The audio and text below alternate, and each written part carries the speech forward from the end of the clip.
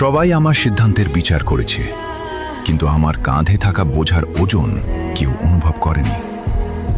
যাদের রক্ষা করতে চেয়েছিলাম তাদের হাসির জন্যই আমাকে খলনায়ক হতে হয়েছে। কিছু যুদ্ধ জিতলেও নিজের হৃদয়ের কাছে মানুষ হেরে যায়।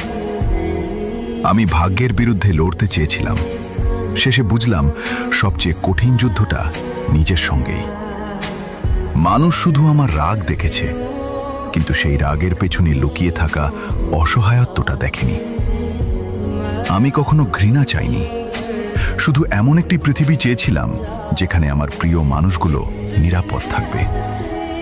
যে মানুষ সবকিছু নিজের কাঁধে তুলে নেয়, সে একদিন নীরবতাকেই নিজের একমাত্র সঙ্গী বানিয়ে ফেলে।